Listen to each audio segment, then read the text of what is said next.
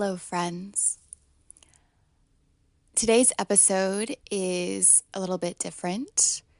I don't know why I say that. I don't know that I will ever have an episode that really feels normal or particularly scripted or planned because I tend to approach this creative outlet when there are the things that don't fit into any other particular box quite as easily for me.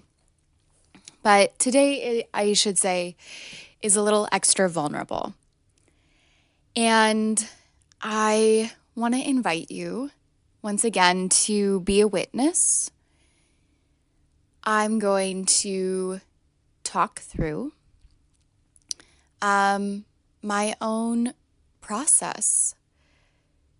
I have all the tools. I feel extremely blessed to be someone who, in so many ways, has access to so many resources.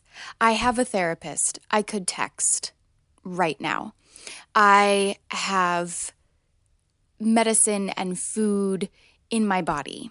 I have a warm cup of tea in my hands. I am sitting in a home that I have never had to worry about being evicted from. And then so I want to emphasize that what I'm about to share is not necessarily universal. Not everyone has all those tools, those needs met. Not everyone has a space where they can settle in and feel soft and feel safe. But I have been feeling frustrated with myself, with some of those resources that I have access to that I'm either using in unhealthy ways or not using, a sort of a self-sabotage towards my own body and being. And I would often breathe, journal, meditate. I do tend to talk aloud. I do tend to kind of process as though I'm having a conversation with myself. And my hope in sharing this is not showing people how it has to be done. Because I don't think that healing is universal. I think there's a lot of different universal tools that we have available to us. And I also know that it's not universal. Everyone will have their own nuanced, beautiful, intuitive, perfect way of processing. But I want to share mine today because I am a person who has so many of the tools. Now, with that being said, I absolutely have to include this disclaimer that I am not a therapist. I am not a medically licensed individual. I am a trauma-informed yoga instructor. I do tend to process things not only through my mind, but through my body and through my breath. And I will be talking and walking you through how I do that today. But I am not here to replace medical help or to pose as medical help. I am simply an individual who is so, so grateful to have all these tools and who has something that's weighing a little heavily on her heart and mind today. So we're going to dig into that and know that at any point you can pause this. You can find space for yourself to breathe, to maybe move your body. And also know, as always, it's not going to offend me if you decide this is not the episode for you. I know I have a couple listeners who are very consistently showing up in this space, and I hope it's because they're blessed in this space. But when we are discussing vulnerable things, right, there's always the opportunity to be triggered, for some common triggers to arise. And so today we will specifically be talking about self-sabotage, self-loathing, lack of boundaries, needing to belong, alcohol, and pain. chronic pain. So, as we move into this, if you heard that list and you're going, that feels really sharp in me today, I just invite you to skip this episode and always know that you can skip an episode. Again, it's not going to offend me. I trust you to know what spaces you want to hold or witness or not witness right now. So to center you with me in this moment, I am seated down on my living room floor. I just did a couple cat-cow stretches, a couple hamstring stretches, kind of found my breath, found my body for a moment, dropping in after cleaning a little bit this morning. Definitely woke up anxious. I don't know if you've ever had those days where it might not be tied to like anything in particular. You just wake up and you're kind of already at like level 4 out of 10 instead of waking up on level 0. And that's how I'm feeling today. Just a little anxious, a little edgy. And again, like feeling self-sabotage, feeling frustrated with some of that self-loathing that comes along with the anxiety. So I have already cleaned a little, dropped into my body for a moment, and I will be talking aloud, much like I would talk to my journal, which I realize is not always allowed. Sometimes it is. But there will also be moments where I pause and breathe, and I will talk you through what I'm doing then also.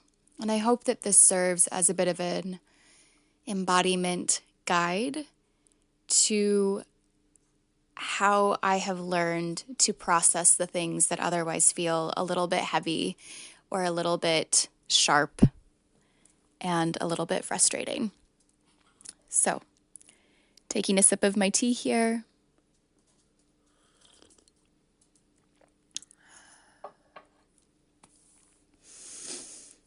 All right, Abby, let's start with what has gone well today. You got up and cleaned. That's a great outlet for that anxiety. I'm really proud of you. The dishes were piling up. Now you have a clean kitchen. You took your dogs on a walk first thing, even though it was drizzling out. And I'm really, really proud of you for that, because I know in those moments it's so easy for you to talk yourself out of walking your dogs and getting outside. And it actually wasn't drizzling too bad. So you were able to take like a really full walk, kind of find your breath this morning, warming up the body. I'm very proud of you for that. I am proud of you for being here, for being willing to sit down and breathe and check in. I know that you're carrying a bit of pain in this moment, have some menstrual pain. Low back is just really tight and uncomfortable. I also know that you have a lot of pain in your face today, in your jaw and around your ears. You slept kind of funny. And your neck and your jaw, like both sides of your jaw, are just really, really sore. Because you're anxious, you might have slept with your jaw clenched, and that's okay. But I know that just makes it really hard, and that kind of adds to the like period migraine that is already on the brink of forming. As I say these things to myself, I am placing my hand on my leg and I'm giving it a little rub, giving my knee a little squeeze, just like I would pet a dog, or just like I would kind of rub the back of a child I was soothing. I am taking that really soft but rhythmic motion against my own leg. All right, Abby. So see, like some good tools have been used. The walking, the breathing, the cleaning. We do need to discuss the less healthy tools, though. You have been drinking a lot more in the evenings. And you don't like how it makes your body feel. You're not a fan of how you feel the next morning. And it's become really habitual. There's no shame, and it's okay when it happens occasionally. This is an old tool of yours that you used to rely on even more regularly. So I'm really proud of you for noticing that it's becoming a habit and wanting to address that. And we also need to brainstorm why that is and maybe how things could be better. How we could show up in ways that are more aligned. There's no moral judgment here. No better, no gooder, no best.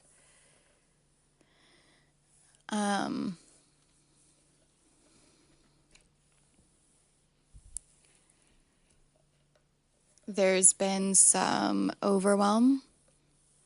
I know that you feel it, this lump in the back of your throat, and again, this like migraine or headache across your jaw and around your temples. So let's take a couple deep breaths and imagine the breath clearing out the space around your jaw and temples. Let's take a couple of breaths to sort of reposition the lump in the throat. And not because we have to uncover what's underneath, it's just really vulnerable right now.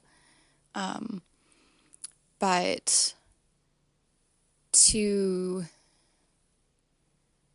soothe that discomfort that feels very, very tied to self-loathing right now.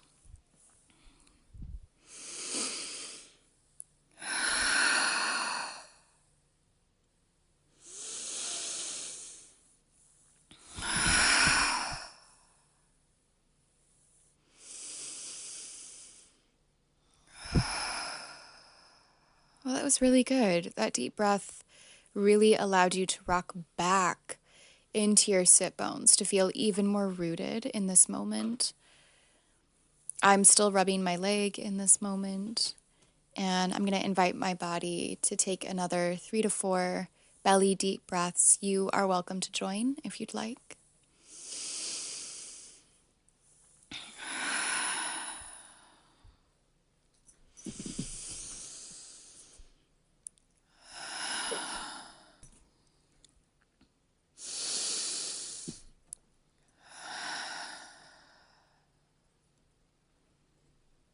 I'm going to take another sip of tea. Really pausing to enjoy how rooted my hips and my legs and my glutes feel against my living room floor.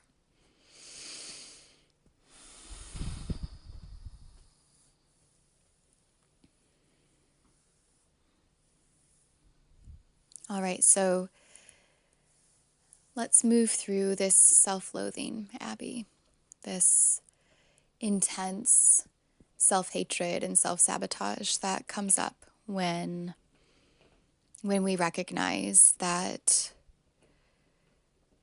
the drinking is habitual, that it's starting to feel like not just having a glass of wine with dinner, but starting to really feel and function like a coping mechanism.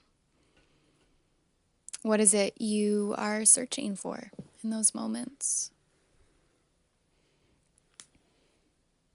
A bit of relaxing.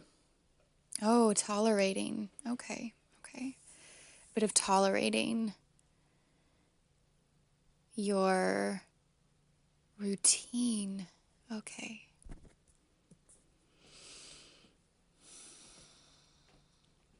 As I ask myself these questions, sometimes there are epiphanies. There's moments where, I realize some of those connective threads, and sometimes there's not. Today there is. But I also just want to make clear for those of you who are witnessing that it's okay. It's so okay if you ask the questions or you get curious, and there isn't always a clear answer. Something that's helped me personally is to think about what need the thing is fulfilling. So whether the thing is a good, healthy, aligned thing, or whether the thing is a less healthy, coping, degrading, depleting thing, to look not just at it or why it appears to be present, but specifically what need it's fulfilling, which often offers me a bit of clarity. So in this case, the clarity is a routine, lack of routine.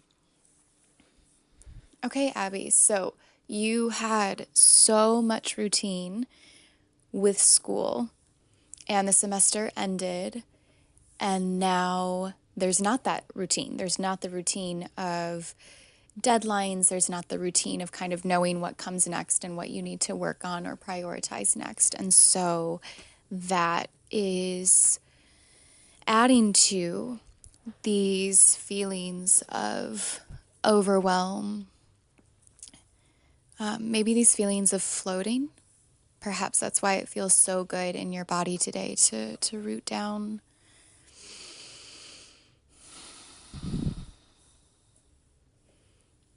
Let's consider some ways we can root down more regularly. Ways that we can root down where we no longer have to escape the floaty feeling.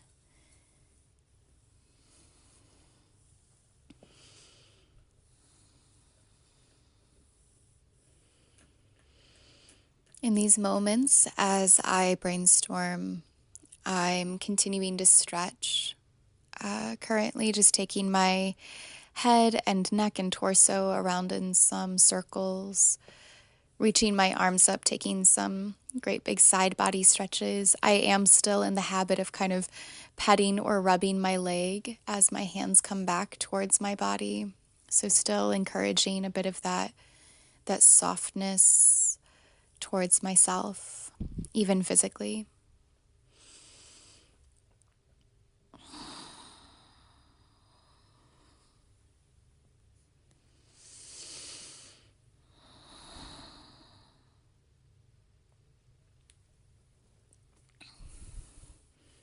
Well, you have a really great morning and evening routine, but you have not been prioritizing them as much. You've been sleeping in a bit, and that also feels like a coping mechanism. So let's take a deep breath about that, because I know seasonal depression is so real and so annoying and so inconvenient. But I love that your body loves the sunshine.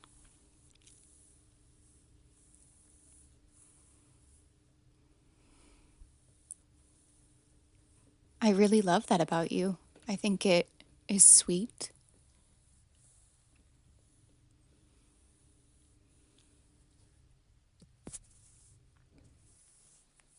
What are some ways that we can incorporate a bit of that sunshininess back into your body, back into your day?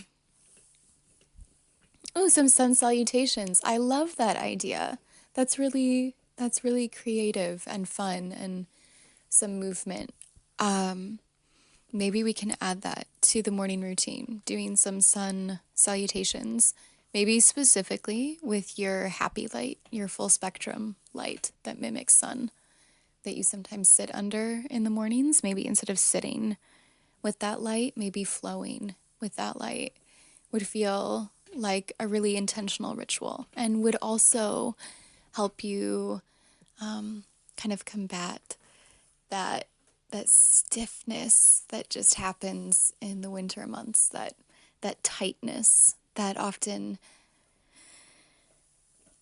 joins your jaw and shoulders and hips and low back. I think that sounds really beautiful. Let's let's think about what needs to happen in order to make that happen, in order for that to be a reality.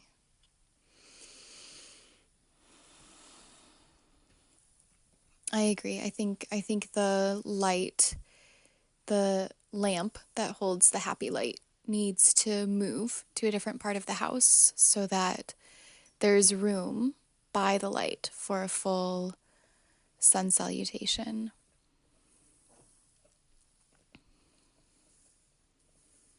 Maybe we can move it down to the basement. There's a lot of space down there. Maybe it can stay where it is and we can just move the hamper of laundry that is otherwise in front of it. Maybe we can move that, and that would also allow enough space for some breath and some sun salutes each morning or each evening. I think mornings feels really aligned, like just starting with a gratitude for the sunshine, even if it's artificial. Anything else? What else would feel maybe a little more sunny?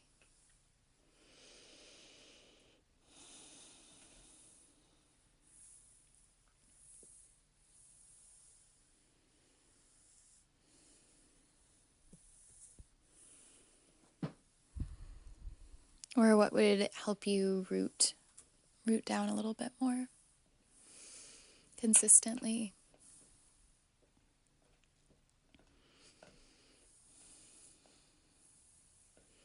Yeah, let's find a way to be back out in nature. I know it gets hard again when it's so kind of dreary and wet and cloudy as Decembers are here, but maybe there's a particular day. Oh, how about Tuesdays? On Tuesdays, you drop off your partner at work. And so, what if after dropping him off, you went to a park? Just like any park, like you're taking the long way home. And you can stop at a park and go walking or hiking. There's a couple pretty near, and you're already out, and you would have already walked your dogs. So it can really just be like a hike for you, just whatever you're feeling that day. And then you would be outside amongst the trees, amongst the birds. That always feels really, really grounding for you. I like this plan. Both of these plans so far actually make you a little bit more busy, though. And we also know that busyness can lead to overwhelm. So, what are some ways that we can invite this to be routine without it feeling rigid, without it leading to the coping mechanisms that feel like self-sabotage? I think we need to breathe through evening routine. It's not particularly full, but I'm wondering if it's not enough routine for your breath and body on your breath and body's way to bed. What do you think? You haven't been sleeping as well. This always happens, by the way. You know this. We know this. When there is alcohol involved, it always interrupts your sleep. So, and that also leads to just feeling really uninspired, adds to like the neck pain, the headaches, the discomfort in your body. You really, really love a good night's sleep. And, this morning your partner mentioned maybe wanting to wake up a little bit earlier, and you agreed. So what would that maybe look like? Like if you want to get up a little earlier, which would be great. It would give you guys time to do some stretches together or to do the sun salutes, kind of starting with a bit of movement. But what needs to happen in the evening for that to feel true?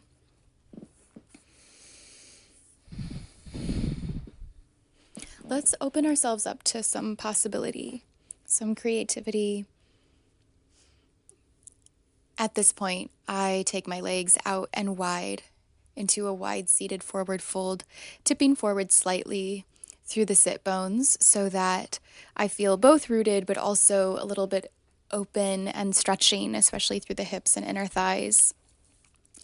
Whenever I'm needing to be open about routines or just things in general, needing to have an open heart, an open mind, I like to open through the body somehow. So in this instance, it was my legs out and wide, but in other instance, I will take a supported fish pose, which is a gentle back bend, and open my arms out and wide. I will take a butterfly pose or things of that nature. It felt really good to take both my legs out long this morning, though.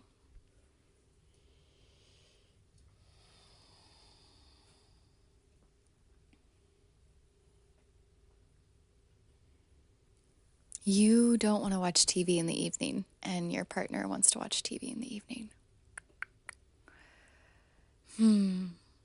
It is hard. It's hard because you kind of want to spend time together and you sort of want to like watch the same shows, but that's not what feels fulfilling. That's not what like helps you wind down. And you've been reading afterwards, but even the reading has felt a little disconnected. What would feel more fulfilling? What would feel more true to what your breath and body needs in order to prepare to sleep well, especially if you are maybe going to go to bed a little earlier so that you're waking up a little earlier? Like, what does that look like? Okay, I realize that looks like less booze, but we're not going to start with the shame game. So let's try this again. What needs to happen in an aligned way for your breath and body to feel good about crawling into bed at night? Oh, maybe some exercise, some evening exercise. Yeah, it gets dark so early, so we can't just go to parks and trails right before bed, unfortunately. We have been taking a dog walk in the evening. Maybe a slightly longer dog walk would be good. Perhaps going to the gym some evenings, certainly not all evenings, but you don't go terribly consistently, which is fine. There's no shame there, no shame in this body and what she does, but I am wondering if it would feel good to work out a little more consistently and with a little more diversity. We love yoga, but maybe some rock climbing, maybe some lightweight lifting, maybe even, just hopping on the row machine for 15 minutes would be like this cherry on top that would kind of tire you out, help expel any of that residual anxious energy that is sometimes carried through the day. And then if you're doing that, you're also not watching TV, right? You can go to the gym and shower and then go to bed. And that could feel really good. And on the days where you can't make it to the gym or where that's not an option,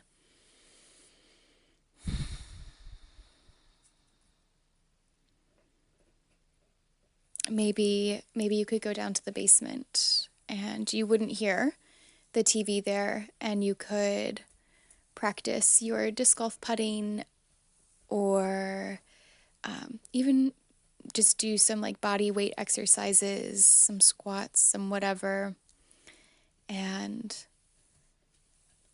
just kind of take a moment to let any of that residual energy or anxiety in your body, give it an outlet that feels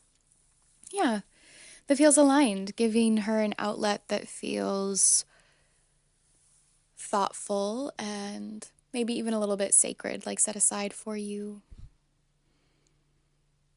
Oh, we could journal in the evening also, instead of just the morning.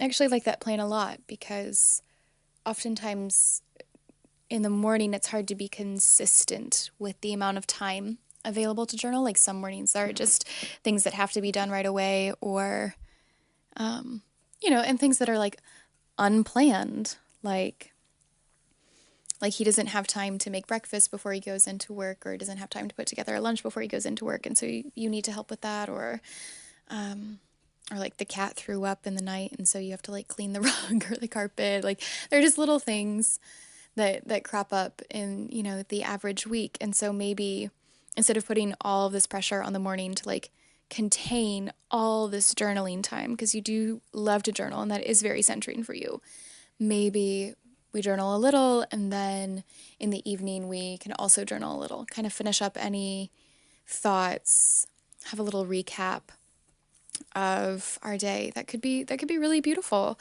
also. And then I suspect that would give your mind a moment to kind of settle in also, like not only the body and the energy or anxiety or even just needs that she carries, but also your mind, kind of giving space for any of the really big or heavy thoughts of the day, and not taking those to bed with you. I think that's a really, really great idea. Okay, that's a lot. That's a lot to breathe through. You have lots of resources, and none of them need to look or feel like self-sabotage. And again, Abby, I'm really, really proud of you for recognizing that some of these have felt like self-sabotage, that some of these have felt just so not aligned, and so wanting to do things differently. Let's recap, let's breathe, let's consider, let's envision what this might look like. At this point, I lay back on the floor with my feet flat to the floor in order to take little windshield wiper-like twists side to side. And I once again kind of root down, really pressing through my low back especially, and start with a couple extra deep breaths.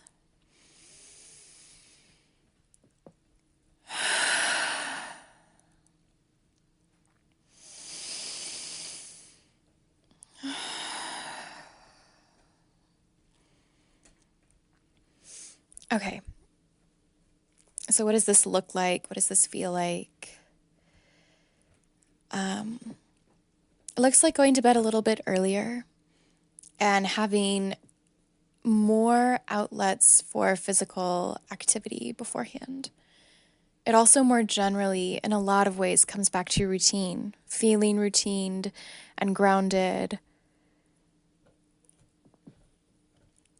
I didn't realize how much I enjoyed having deadlines for school. I would not have said that was something I enjoyed, but clearly it's something that kept me really focused, that made me feel really purposeful. So I do have a list of things that I hope to get done over Christmas break.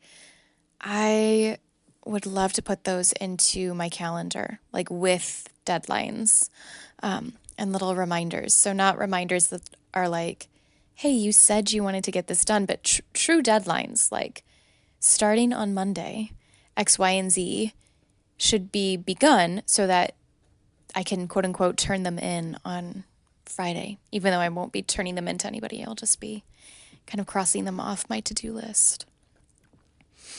Man, these twists feel so good this morning. Oh, man. All right.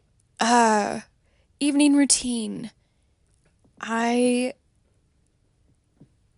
kind of need to clean the basement anyway, so perhaps that's a deadline I can give myself for the end of the week, to have cleaned the basement and to have set up a spot where I can, kind of removed from TV noise or other distractions, give myself some workouts.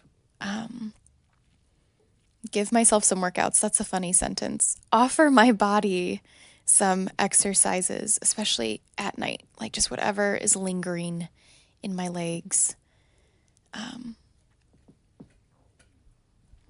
or whatever else, or wherever else and expel some of that extra energy that I've got going before going to bed.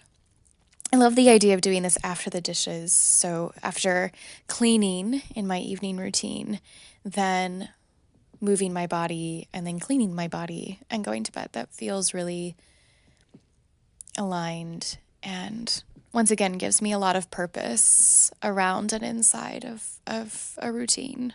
And I think just like the cleaning, where some nights it's the dishes, some nights it's not, I can allow those exercises to be intuitive also, like just setting the intention to exercise before bed without any other specific details. Even if, this evening I just go down there and lay on my mat and breathe and, try to motivate myself, even if it doesn't happen, just being down there is a really big first step. And I can be content with that because if I'm down there, that means I'm drinking water and not drinking other things. And if I'm down there, that means that I really am trying to listen to my body and even just that checking in and listening to what my body might need in a given evening on a given day is a really powerful practice. So I will focus on that, on just getting down there. I can move my yoga mat down there really easily. Oh, and then I also want to move the laundry hamper that is by the happy light lamp so that there is space near it to do a couple sun salutes in the morning. Really, really love the idea of starting my morning with that. Starting with gratitude for the sun, basking in a little bit of artificial sun. Even if it's just 1 or 2 rounds, that is plenty. That feels good. Even just thinking about that feels really good in my breath, in my ribs, in my feet. So my feet have been so sore. Alcohol greatly inflames inflammatory stuff that I already have in my body. So this is part of why it feels like self-sabotage to me, because even though I might be coping in one way, it really genuinely causes so much more pain inside of my whole body, which is like not worth. It's not worth. So I'm just going to do things differently. And then maybe going to bed a little earlier, starting that routine earlier in the evening. Like I can start doing things basically as soon as I'm done eating dinner. I don't have to sit on the couch and like wait for my partner to be motivated to, that's not his job, to like motivate me. I can just tell him that I don't really want to watch TV in the evenings anymore, which he knows. He knows that's not my first choice and that I just do it occasionally, but it's been more than occasionally recently, and I think that's part of why it just feels so off.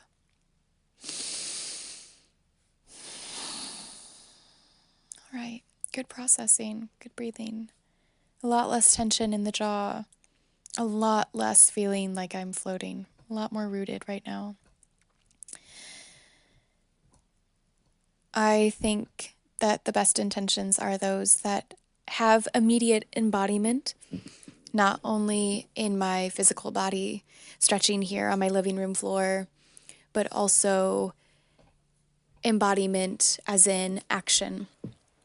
So after I'm done recording here, I will go into my calendar app, put in a couple deadlines for the things I really want to make sure get done over Christmas break. And not only just put in deadlines like due on Friday, but put in the other deadlines like begin this Monday.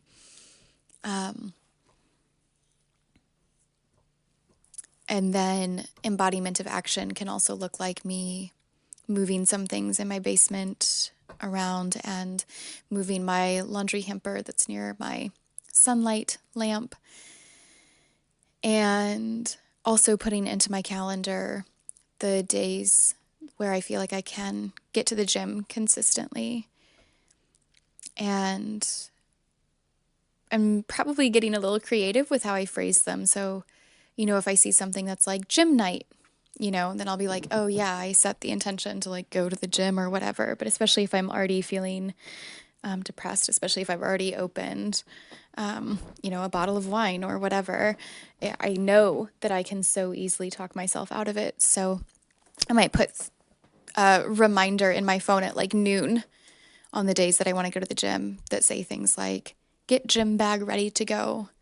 And then, at 7, put something else in my phone that says, grab a gym bag and get into the car. Because I know that if I do those steps, then I'm way less likely to talk myself out of it. I'm setting myself up for success and also giving those intentions a little bit of a longer time to simmer, if you will.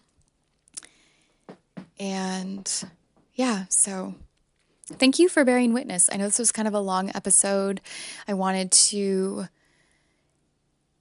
take you with me on what it looks like for me personally. Again, I'm not suggesting that I do this perfectly or that how other people process things will necessarily look the same way or feel the same way or use the same language or tools, but it has been really empowering for me to move my body and take deep breaths when I am wanting to change unintentional habits that are forming, when I'm wanting to be really honest with myself. And I think that there's something to be said for an example of moving through this that does not emphasize shame, that does not emphasize, quote unquote, the bad, but really emphasizes actions that feel actionable, that explores steps that feel small and manageable, and also maybe helping guide towards, in this case, guide towards routines that feel more aligned, coping mechanism, making the healthier coping mechanisms easier to grab. And in that way, kind of rewiring. I'm a firm believer in the power of neuroplasticity. There we go. Our brain's ability to take a new path, and then a new path over time becoming the easy path. And that also means if we're noticing something is becoming the easy path, but it is not aligned, giving ourselves a different path. I also personally find that it helps to kind of envision what this would look like. So, and I don't know that I would call that manifestation necessarily, depending on who you ask. I guess maybe it technically is to like picture what this feels like or looks like. But for me, it just, it makes it a little more real. And it also helps me catch if I'm being unreasonable, if I'm being unrealistic. I don't really love our basement. Am I realistically going to work out down there? Well, probably not, unless that really is like where my yoga mat is. So an embodiment of this intention is moving my yoga mat to that basement, maybe cleaning, like just even vacuuming or putting a candle down there, anything else that just feels homey and intentional and like I'm setting up the space because I really think that I'm worthy of it. So setting intention for me is always embodied, is full of breath and not just words. And so I don't think I have anything else to say, but thank you again for witnessing. And I hope that whenever it comes time for you to process something, to imagine things differently, you maybe have a more well-rounded idea of what that can look like when we're really involving our body, our breath, our actions. And as always, there's no shame here. So if while listening there was shame for you or embarrassment, believe me, there's a lot of embarrassment. I have debated so many times whether or not I'm actually going to post this episode. But I think it's important. I think it's important to see just your average yoga chick using all her tools, envisioning, breathing. And now that I'm done rambling, gonna go do some actionable things that are small and meaningful, like moving my laundry hamper out of the way. So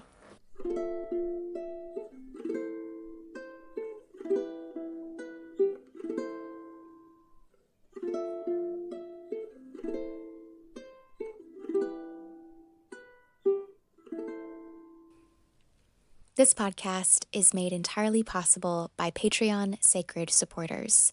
If you also consider this work sacred and would like to support the efforts of not only this podcast, but all the other artistic projects that I, Abigail Jewell, have going on, please go to patreon.com/ABIGAILJEWELL, Abigail Jewell.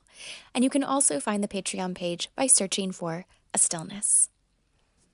Thanks.